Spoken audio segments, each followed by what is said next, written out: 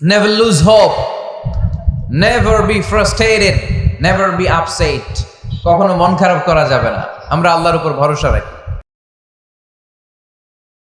সূরাতুদ দুহা motivational সূরা। আল্লাহ রাসূল সাল্লাল্লাহু আলাইহি ওয়াসাল্লামের বড্ড মন খারাপ। রাসূল সাল্লাল্লাহু আলাইহি ওয়াসাল্লামের মন খারাপ, আল্লাহ সহ্য হচ্ছে না। তাই রাসূল সাল্লাল্লাহু আলাইহি ওয়াসাল্লামের মন ভালো করে দেওয়ার জন্য আল্লাহ একটা সূরা নাজিল করলেন। সূরাটার নাম সূরাতুদ দুহা। এই সূরার কেন্দ্রীয় আলোচ্য বিষয় হচ্ছে মুমিন কখনো হতাশ হয় না, মুমিন কখনো নিরাশ হয় না, মুমিন কখনো হাল ছেড়ে দেয় না। মুমিন সব সময় ভরসা রাখে একজনের উপর, তিনি কে? আল্লাহ। আমরা কখনো হতাশ হই না, ঠিক কিনা? আমরা কখনো নিরাশ হই না, ঠিক কিনা? আমরা কখনো হাল ছেড়ে দেই না, আমরা ভরসা রাখি একজনের উপর, তিনি কে? আল্লাহ। Every time you feel like you cannot go on, you feel so lost that you are so alone.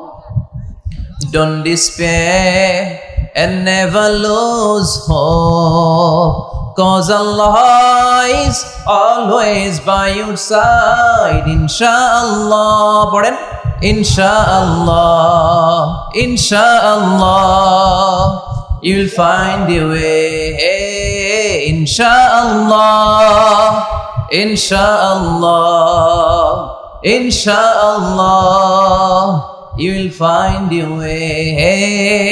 সুবহানাল্লাহ পড়েন। আমাদেরকে রাস্তা দেখায় কে? আল্লাহ। এজন্য আমরা হাল ছেড়ে দেই না, আমরা নিরাশ হই না, আমরা হতাশ হই না, আমরা ভরসা রাখি একজনের উপর, তিনি কে? আল্লাহ।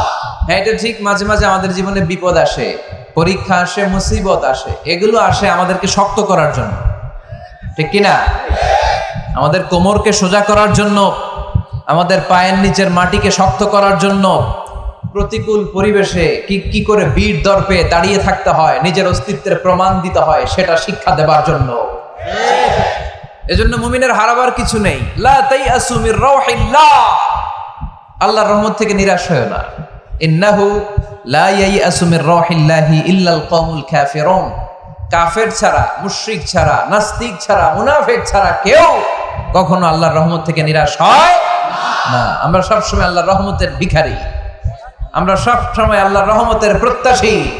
আমরা সব পরিস্থিতিতে ভরসা রাখি একজনের উপর, তিনি কে? আল্লাহ। তাহলে এটা হচ্ছে সেন্ট্রাল থিম, যে আমরা হতাশ হব না। Never lose hope, never be frustrated, never be upset. কখনো মন খারাপ করা যাবে না, আমরা আল্লাহর উপর ভরসা রাখি। এটা হচ্ছে কেন্দ্রীয় আলোচ্য বিষয়। এই সূরাটা নাজিলের একটা ব্যাকগ্রাউন্ড আছে। যেহেতু এটা মাক্কি সূরা, আল্লাহ রাসূল সাল্লাল্লাহু আলাইহি ওয়াসাল্লামের কাছে কোরআনের আয়াতগুলো নাজিল হতে শুরু করলো। রাসূল সাল্লাল্লাহু আলাইহি ওয়াসাল্লাম কোরআনের আয়াতগুলো প্রচার করতে শুরু করলো। যাই নাজিল হয় রাসূল সাল্লাল্লাহু আলাইহি ওয়াসাল্লাম কি গোপন করে রাখতেন? বা যা নাজিল হয়েছে তার অর্ধেক শোনাইতেন, বাকিটা শোনাইতেন না? এরকম? ইয়া আইয়ুহার রাসূল বাল্লিগ মা উনজিলা ইলাইক, হে নবী, হে রাসূল, যাই নাজিল হয় আপনি ছড়িয়ে দেন। রাসূল সাল্লাল্লাহু আলাইহি ওয়াসাল্লাম ছড়ায় দিতেন। যেটাই নাজিল হয়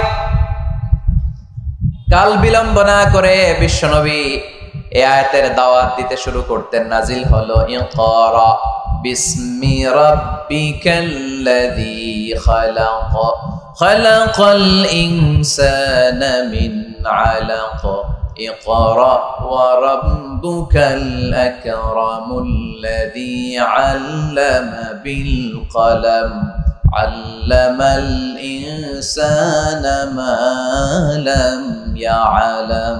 পড়েন সুবহানাল্লাহ। নাজিল হলো, পড়ো তোমার রবের নামে যিনি শিখিয়েছেন। আমাদেরকে শিখিয়েছে কে? আল্লাহ।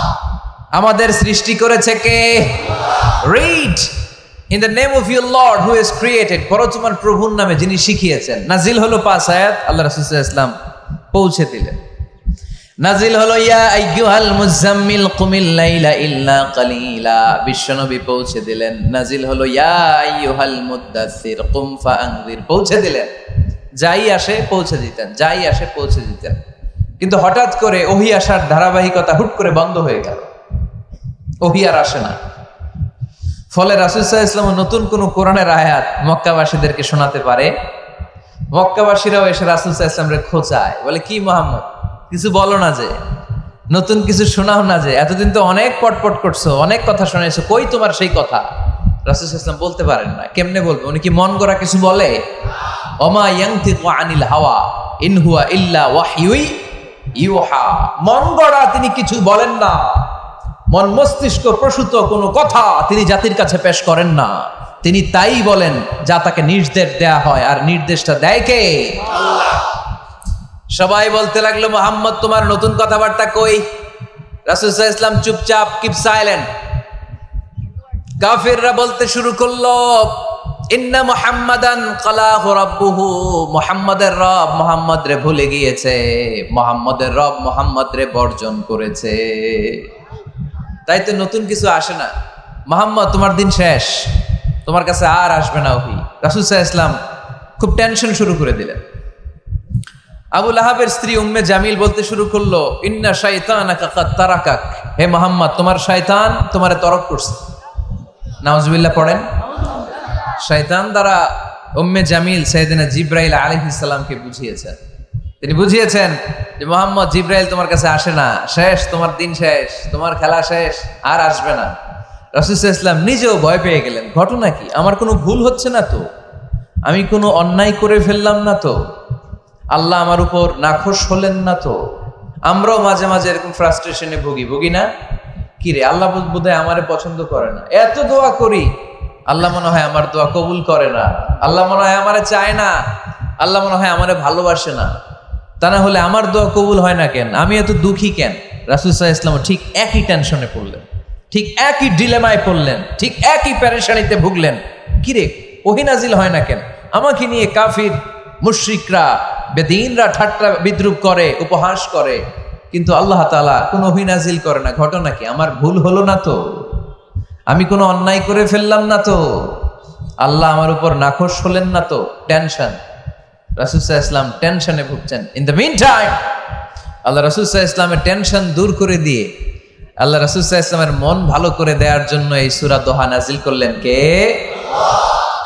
আল্লাহ রাসূল যখন টেনশনে হাবুডুবু খাচ্ছেন, তখনই আল্লাহ নাজিল করলেন, ওয়াদ-দুহা ওয়াল-লাইলি ইযা সাজা মা ওয়াদ্দাআকা রাব্বুকা ওয়া মা ক্বালা ওয়ালাল আখিরাতু খায়রুল লাকা মিনাল উলা ওয়ালাসাউফা ইউ'তিকা রাব্বুকা ফাতারদা। সুবহানাল্লাহ পড়েন। আল্লাহ নাজিল করলেন ওয়াদ-দুহা ওয়াল-লাইলি ইযা সাজা। দোহা মানে আলো। দোহা মানে কি? সকালের আলো, প্রভাতের সূর্য কিরণ।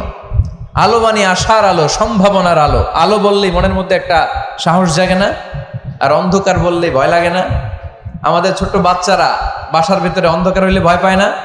তার মানে অন্ধকার হচ্ছে ভয়ের প্রতীক, আর আলো হচ্ছে আশার প্রতীক। সুবহানাল্লাহ পড়েন। রাসূল সাল্লাল্লাহু আলাইহি ওয়াসাল্লামকে সান্ত্বনা দেওয়ার জন্য আল্লাহ দুইটা শপথ করলেন। চিল্লায় বলতে হবে, কয়টা? এক হচ্ছে আলোর শপথ, আরেক হচ্ছে অন্ধকারের শপথ। এক হচ্ছে, আরেক হচ্ছে ওয়াদ-দুহা, দোহার শপথ, প্রভাতের সূর্য কিরণের শপথ। ওয়াল-লাইলি ইযা সাজা, নিঝুম নিস্তব্ধ রাতের শপথ। আল্লাহ তাআলা আলো আর অন্ধকারের শপথ দিয়ে মূলত ওহী আশা আর না আশাকে বুঝিয়েছেন। সুবহানাল্লাহ পড়েন। আলোকে আল্লাহ তাআলা ওহীর উপস্থিতির সাথে তুলনা করেছেন, অন্ধকারকে রাব্বুল আলামিন এই সূরার মধ্যে ওহীর অনুপস্থিতিকে বুঝিয়েছেন। আল্লাহ বুঝাতে চাইলেন, নবী আমি আপনারে ভুলি নাই। কেমন করে আমি আপনারে ভুলি? আপনি আমার হাবিব, ঠিক কি না? আপনি আমার খলিল না, আপনি আমার হাবিব। খলিল মানেও বন্ধু, হাবিব মানেও বন্ধু। আর আল্লাহ রাসূল ছিলেন হাবিব। খলিলও বন্ধু, হাবিবও বন্ধু, কিন্তু খলিল মানে এমন বন্ধু যেই বন্ধু আল্লাহরে খুশি করার জন্য কাজ করে, আর হাবিব মানে এমন বন্ধু যেই বন্ধুরে খুশি রাখার জন্য আল্লাহ নিজেই কাজ করে। কি কাজ করলেন হাবিবরে খুশি রাখার জন্য? আজকে সব আমরা শুনব। আল্লাহ বললেন ওয়াদ-দুহা ওয়াল-লাইলি ইযা সাজা, আলোর শপথ, অন্ধকারের শপথ। দোহা মানে আলো, প্রভাতের আলো। আলো দিয়ে আল্লাহ বুঝাইলেন এটা হচ্ছে ওহী। আর ওয়াল-লাইলি ইযা সাজা, রাতের শপথ দিয়ে বুঝালেন এটা ওহীর অনুপস্থিতি। আল্লাহ বুঝাতে চাইলেন, নবী ওহী আসা না আসা দুইটাই আপনার জন্য দরকার। আমি আপনারে ভুলি নাই, আমি আপনারে বর্জন করি নাই, অসম্ভব। আমি আপনার উপর গোসা হই নাই, রাগ হই নাই। আমি ইচ্ছা করেই আপনার একটু বিশ্রামের সুযোগ দেওয়ার জন্য ইচ্ছা করে ওহী পাঠানো বন্ধ রেখেছি, কারণ ওহী রিসিভ করা সাধারণ কোনো বিষয় না। আল্লাহ বলেন, ইন্না সানুলকি আলাইকা কওলান সাকিলা। ও নবী, এটা একটা ভারী বাণী, এটা শক্তিশালী বাণী, এটা একটা পাওয়ারফুল মেসেজ। এটা যেন তেন কোনো বাণী নয়, কোরআনের বাণীটা কার? সব সময় যদি নবী আমি ওহী পাঠাই, আপনার কষ্ট হয়ে যাবে। আমরা সপ্তাহে সরকারি চাকরি যারা করেন 7 দিনে কাজ করেন কয়দিন? হ্যাঁ, 5 দিন। ছুটি কয়দিন?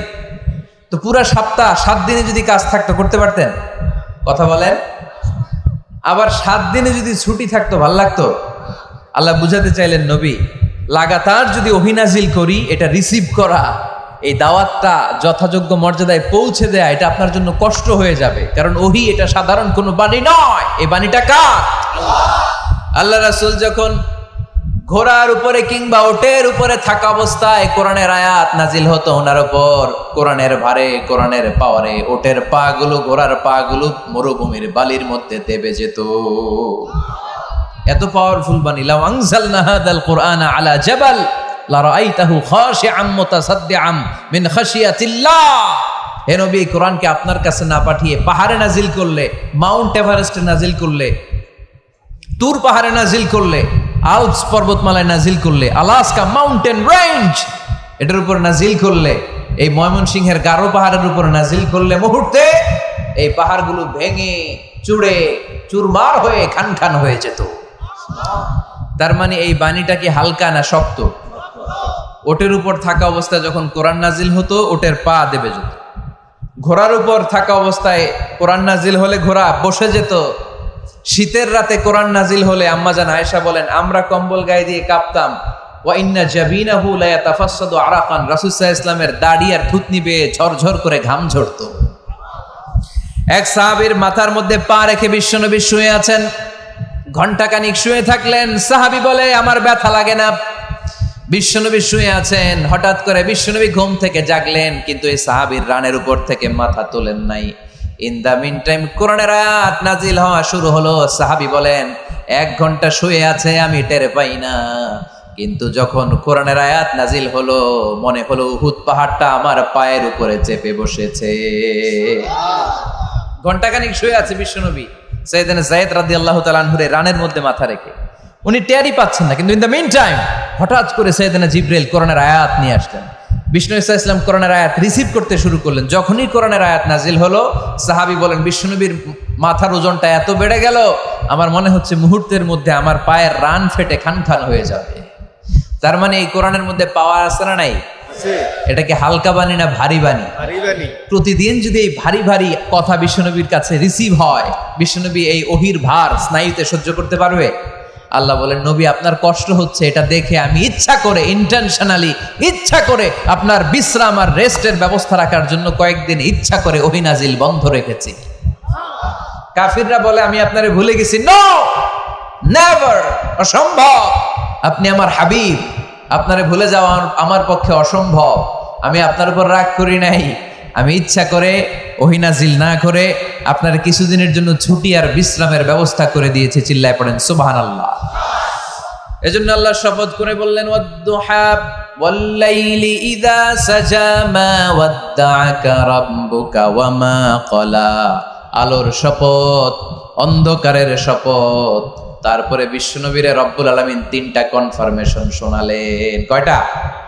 প্রথমে 2টা ওথ, মানে 2টা শপথ, তারপরে 3টা কনফার্মেশন, তারপরে 3টা রিমাইন্ডার, এন্ড ফাইনালি 3টা ওয়ার্ক প্ল্যান, মানে কর্মসূচি। বাংলায় বললে প্রথমে আল্লাহ 2টা শপথ করেছেন, তারপরে 2টা কনফার্মেশন করেছেন, মানে আমি আপনাকে কনফার্ম করলাম যে এগুলো আমি আপনাকে দেব।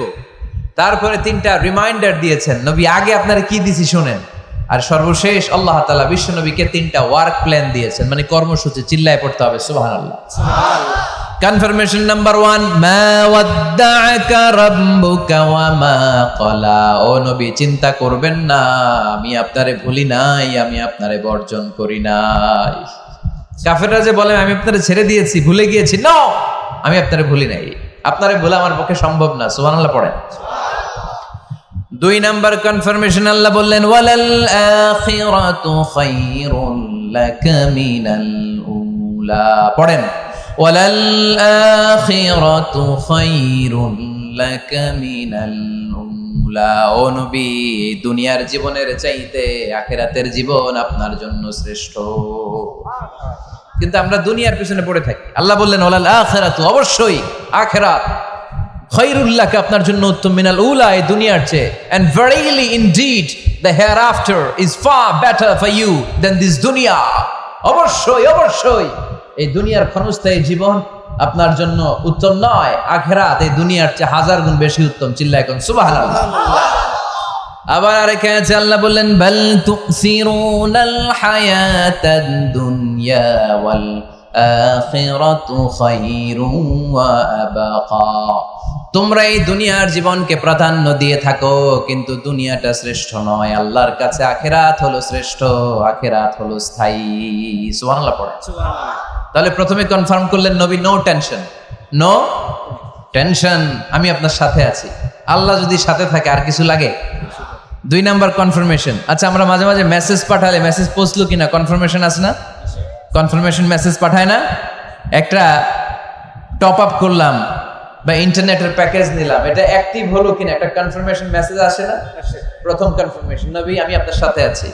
দ্বিতীয় কনফার্মেশন, নবী এই দুনিয়ায় সাময়িক কিছু কষ্ট করেন, কিন্তু আখিরাতে আপনার জন্য কল্যাণ রেখে দিয়েছে কে? 3 নাম্বার কনফার্মেশন, আল্লাহ বললেন ওয়ালা সাউফা ইউতিকা রাব্বুকা ফাতারদা। ও নবী, আমি আপনার সাথে আছি, আখিরাতকে আপনার জন্য সাজিয়ে প্রস্তুত করে রেখেছি। আর এই দুনিয়ার বুকে এমন এমন জিনিস আমি আপনারে দান করব, এগুলো পেয়ে দুনিয়ায় আপনি খুশি হয়ে যাবে। এমন এমন জিনিস আমি আপনাকে দেব, and verily I'm going to give you something that will make you happy. ও নবী, এমন এমন জিনিস আমি মাক্কি জীবন থেকে শুরু করে until you death, আপনার মৃত্যু পর্যন্ত আমি দেব, এগুলো পেয়ে আপনি খুশি হয়ে যাবেন। সুবহানাল্লাহ। বাড়িতে যে বলে দিবে কে? আল্লাহ। খুশি করবেন কারে? আল্লাহকে। বিশ্বনবী সাল্লাল্লাহু আলাইহি ওয়াসাল্লামকে। খুশি করবেন কে? আল্লাহ। আর খুশি হবে কে? বিশ্বনবী। সুবহানাল্লাহ পড়েন। সুবহানাল্লাহ। ওয়ালা সাউফা ইউতিকা রাব্বুকা ফাতারদা। নবী, এমন এমন জিনিস আমি আপনাকে দেব, আপনার এই পেরেশানি, দুঃখ, কষ্ট আপনার থাকবে না। কখনোই আমি আপনার মন খারাপ হতে দেব না। যখনই আপনি চিন্তিত, যখনই আপনি টেনশনে আছেন, যখনই আপনি পেরেশানিতে আছেন, এমন নাজ নেয়ামত আর খোশামদেদ আপনারে শোনাবো, সুখের সংবাদ শোনাবো, ওই সংবাদ শুনে আপনি নবী খুশি হয়ে যাবেন। তার মানে নবীর মন ভালো করার দায়িত্ব নিছে কে? কি আল্লাহ পাইছি আমরা। বিশ্বনবীর মন খারাপ, তখনই আল্লাহ অ্যাক্টিভ, তখনই আল্লাহ নেয়ামত পাঠায়। কিভাবে বিশ্বনবীর মন ভালো করেন আল্লাহ? মক্কাতে বিশ্বনবী যখন দাওয়াতি কাজ শুরু করলেন, বিশ্বনবী দেখলেন মক্কায় 2টা লোক আছে। এই 2 লোকের এক লোক যদি আমার ইসলামের ছায়ার তলে না আসে, তাহলে মক্কায় ইসলামের দাওয়াতকে বেগবান করা আমার জন্য কঠিন হয়ে যাবে। বিশ্বনবী ইসলামের মন খারাপ, হায় রে, এই 2টার একজনও তো আমার কথা শোনে না, এই 2 জনের একজনও তো আমার দাওয়াত কবুল করে না। একদিন তাহাজ্জুদের সালাতে বিশ্বনবী ইসলাম কেঁদে কেঁদে আল্লাহর কাছে দোয়া শুরু করলেন। বিশ্বনবীর যে মন খারাপ, আল্লাহ তো এটা বোঝে টোঝে না, তাই না? আল্লাহ তো বোঝে দেখে না, না? তাহাজ্জুদের নামাজে ভারাক্রান্ত মন নিয়ে আল্লাহ রাসূল সাল্লাল্লাহু আলাইহি ওয়াসাল্লাম দোয়া করলেন, আল্লাহুম্মা আইজ্জাল ইসলামা বিআহাব্বির রাজুলাইনি ইনদাক। আল্লাহ, মক্কার 2টা লোকের নাম তোমার কাছে বলবো আজকের তাহাজ্জুদের মুনাজাতে। 2টা লোকের নাম তোমার কাছে তাহাজ্জুদের ফরিয়াদে আমি উল্লেখ করব। 2টা লাগবে না, 2 জনের একজনরে দিলেই হবে। আল্লাহ রাসূল দোয়া করলেন, আল্লাহুম্মা আইজ্জাল ইসলাম বিআহাব্বির রাজুলাইনি ইনদাক। আল্লাহ, মক্কার 2 জনের একজনকে আমি চাই, এই 2 জনের যে কোনো একজন যেন কালিমা পড়ে মুসলমান হয়ে যায়। আল্লাহ রাসূল দোয়া করলেন, আল্লাহুম্মা আইজ্জাল ইসলাম বিআহাব্বির রাজুলাইনি ইনদাক বিউমর ইবনে আল খাত্তাব আও আবি জাহল ইবনে হিশাম। আল্লাহ, হিশামের বেটা আবু জাহেল এরে দাও, নাইলে খাত্তাবের বেটা ওমর রে দাও। সুবহানাল্লাহ পড়বেন না? সুবহানাল্লাহ। কিন্তু আল্লাহ রাসূলের দোয়া কবুল হয় না। আল্লাহ রাসূল অপেক্ষা করছেন। ইন দা মিন টাইম সাফা পাহাড়ের পাদদেশে আরকাম ইবনে দারিল আরকামের ঘরে বিশ্বনবী বসে বসে কোরআনের দাওয়াত লুকিয়ে লুকিয়ে দিচ্ছিলেন। সাইয়েদনা ওমর ফারুক তখনও কালিমা পড়েন নাই।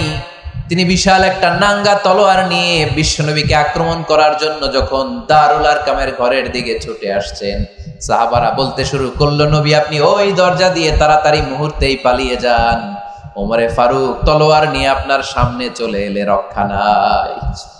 আল্লাহ রাসূল বললেন, তোমরা সরব, দরজাটা খুলে দাও, ওমরকে আমার সামনে তাড়াতাড়ি চলে আসতে দাও। আমার মনে হচ্ছে ওই যে তাহাজ্জুদের জায়নামাজে বসে চোখের পানি ছেড়ে আল্লাহর কাছে যে ওই দিন রাতে দোয়া করেছি, আজকে আমার দোয়াটা কবুল হতে চলেছে। আমার তো মনে হচ্ছে আমার দোয়াটা কবুল হতে চলেছে, সরে যাও। হামজা ইবনে আব্দুল মুত্তালিব চাচারে সরাই দিলেন। সাইয়েদনা ওমর ফারুক তলোয়ার নিয়ে এসে বিশ্বনবীর নূরানি চেহারার দিকে তাকিয়ে মুহূর্তেই কুপকাত হয়ে গেলেন।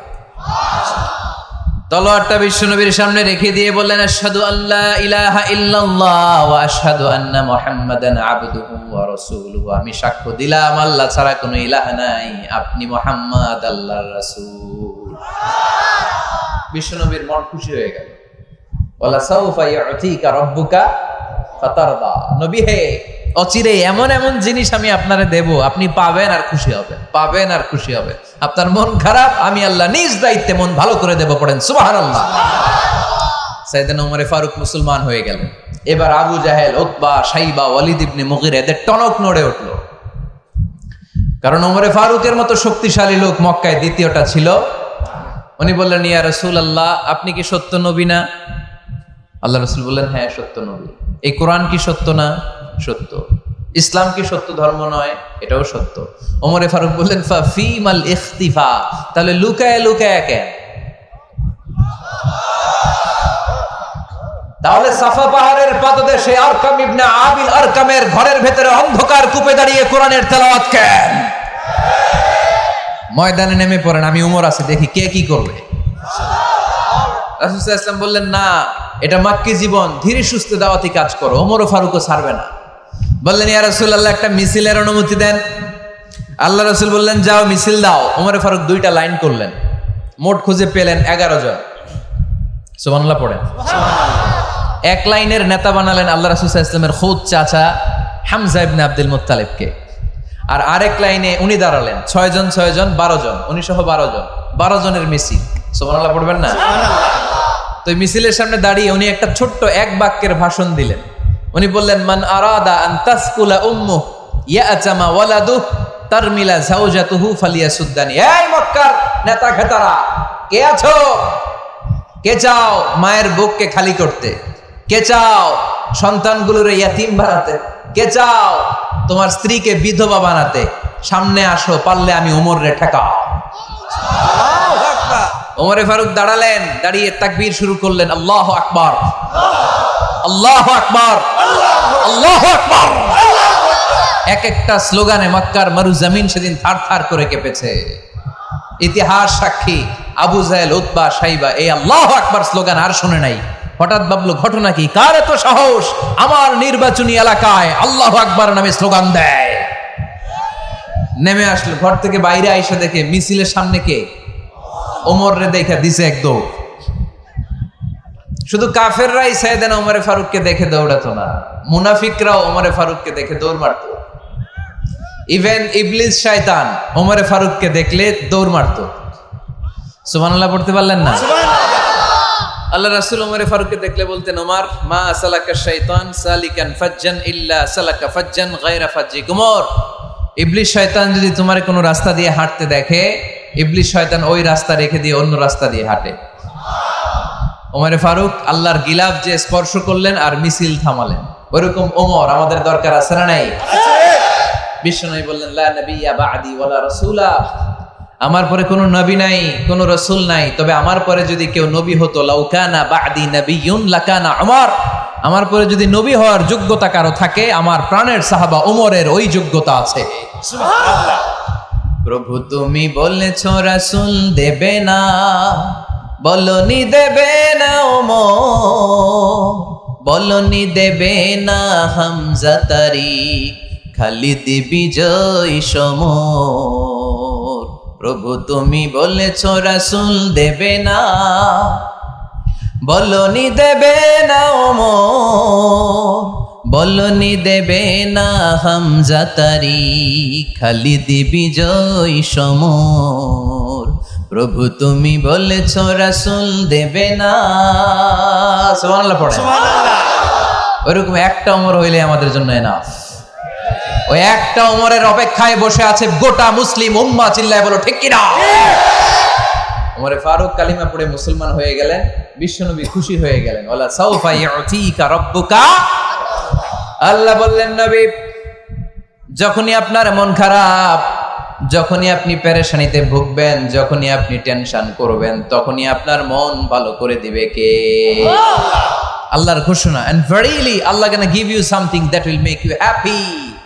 এমন জিনিস আমি দেব আপনি খুশি হয়ে যাবেন। সুবহানাল্লাহ। আল্লাহ রাসূল সাল্লাল্লাহু আলাইহি ওয়াসাল্লাম দাওয়াত দিতে দিতে তায়েফ চলে গেলেন। তায়েফ নাম শুনেছেন? মক্কা থেকে 80 মাইল দূরে। আমি গিয়েছি কয়েকবার। ঠান্ডা এলাকা, 6000 ফিট উঁচু, মেঘ নেমে আসে। তায়েফে গেলে কেউ বিশ্বাসই করবে না এটা সৌদি আরবের অংশ। বৃষ্টি হয়, কি হয়? বৃষ্টি। চাষাবাদ হয়, অনেক ফলমূল আর শাকসবজি পাওয়া যায়। আল্লাহ রাসূল সাল্লাল্লাহু আলাইহি ওয়াসাল্লাম 80 মাইলের মরুর পথ পাড়ি দিলেন। আমাদের মতো প্রাইভেট কারে চড়ে গেছিলেন, তাই না? আহা, এই লম্বা মরুর পথ, তপ্ত মরুভূমি, সূর্যের প্রচন্ড তাপ উপেক্ষা করে তায়েফে গেছিলেন জমির মামলার মীমাংসা করতে। কি করতে? তায়েফবাসীদেরকে দাওয়াত দেওয়ার জন্য। আল্লাহ রাসূলের নিজের কোনো স্বার্থ ছিল? কথা কয় না। তায়েফবাসীদেরকে জাহান্নামের আগুন থেকে বাঁচানোর জন্য, তায়েফবাসীরা যাতে মাইন না খায়। আহা, কি নবী ছিল! সে কোন বন্ধু বলো বেশি বিশ্বস্ত, সে কোন বন্ধু বলো বড় বিশ্বস্ত, কার কাছে মন খুলে দেয়া যায়, কার কাছে প্রাণ খুলে বলা যায়, হওয়া যায় অতি আশ্বস্ত। তার নাম